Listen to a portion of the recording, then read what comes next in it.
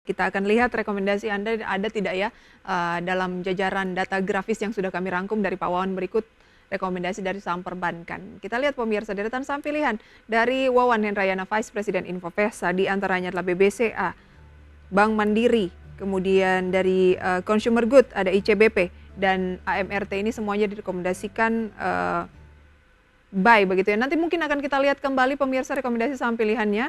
Kita bahas terlebih dahulu, memang ada dua perbankan yang Anda masukkan. Kenapa BBCA dan BMRI? Ya, untuk BBCA dan Bank Mandiri itu pertumbuhan kreditnya double digit dua-duanya ini.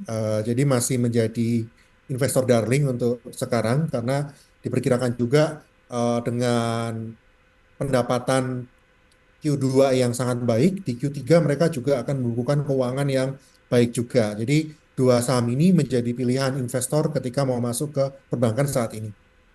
Baik, kita ke BBCA terlebih dahulu. Bagaimana strategi berinvestasi di saham yang satu ini?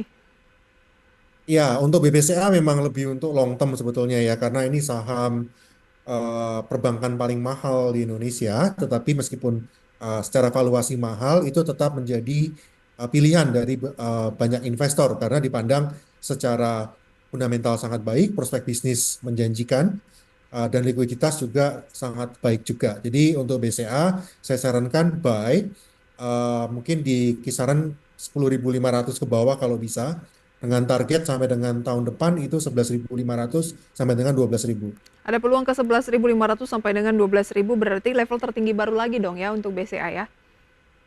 Ya, saya rasa dengan rilisnya laporan keuangan Q3 yang secara proyeksi akan lebih baik dari tahun Mhm. sebelum.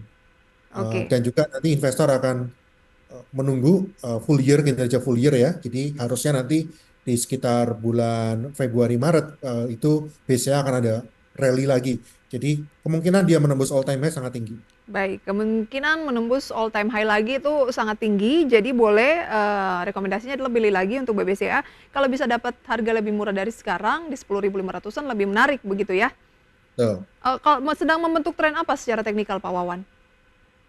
Untuk BCA sendiri itu eh, baru saja rebound sebetulnya ya.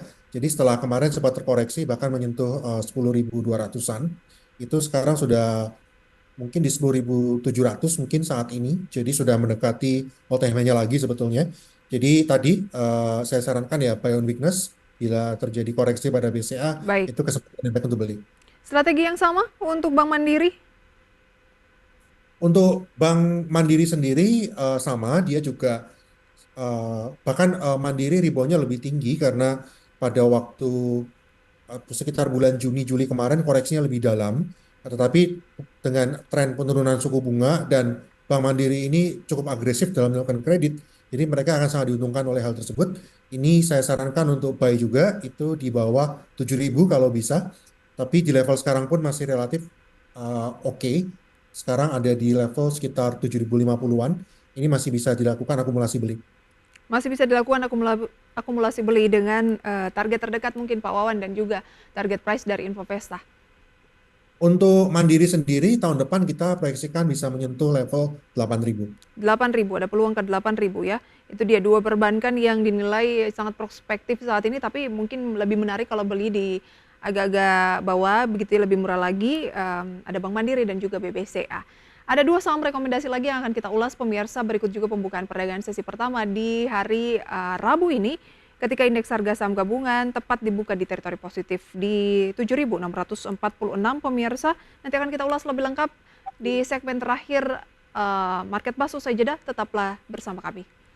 Terima kasih pemirsa Anda kembali bersama kami dalam segmen Market Bus dan waktu menunjukkan pukul 9:03 di mana perdagangan sesi pertama sudah berlangsung. Indeks harga saham gabungan pada pagi hari ini dibuka di teritori positif, naik 0,3% di 7.649 pemirsa ya, diikuti tampaknya oleh nilai tukar rupiah terhadap dolar Amerika Serikat yang saat ini menguat di 15.534.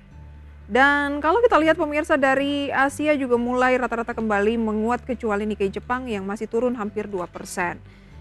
Berikut deretan saham yang menjadi gainers dan juga losers pemirsa pada pagi hari ini diantaranya adalah Saham-saham seperti AMMN, Aman Mineral Internasional kembali naik 1,27% di 9.950.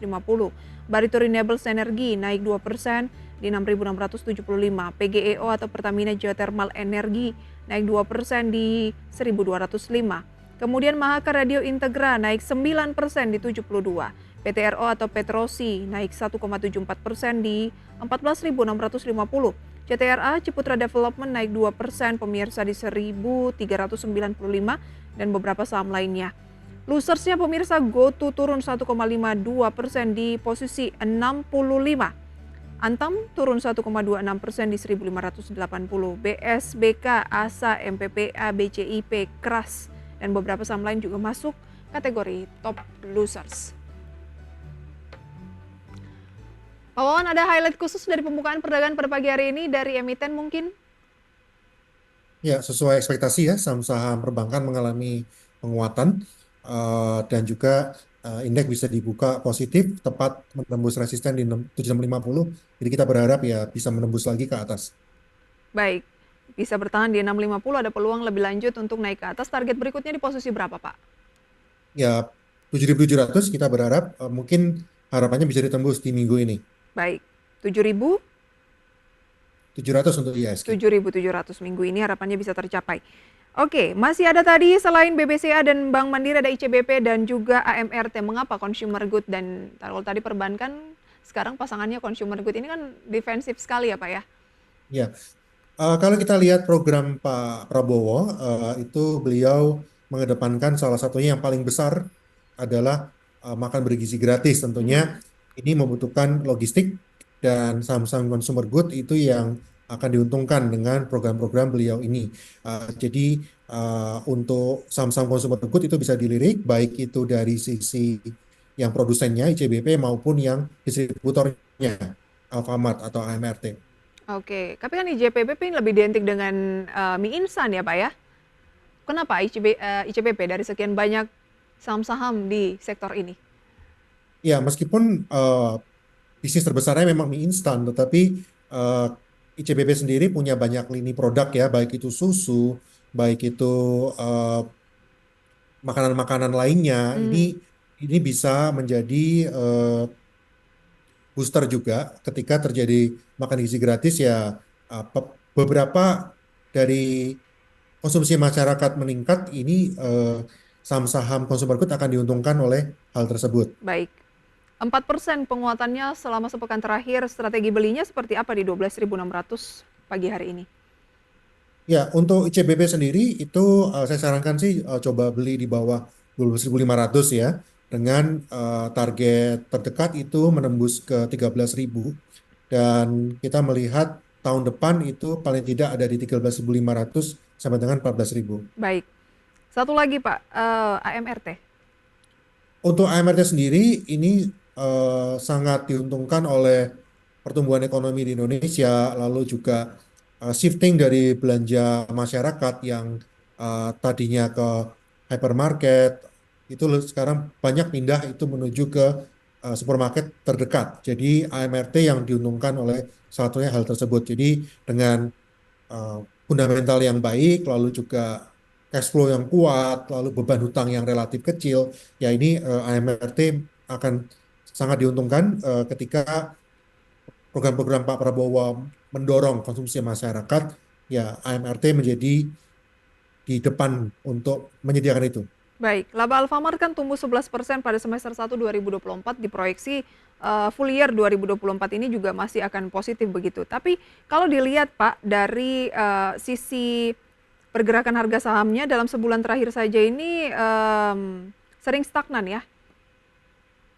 Ya, untuk AMRT memang lebih cocok untuk kita agak long term ya, karena kalau dibilang stagnan sebetulnya nggak juga, karena habis lompat juga di bulan September terutama itu waktu itu stagnannya di bawah 3.000 memang, lalu sekarang sudah lompat di atas 3.200-an dan saya melihat ini masih akan bisa naik lagi paling tidak ke level 3.500-an apalagi di tahun depan. Jadi bisa dimulai akumulasi beli dari sekarang. Baik.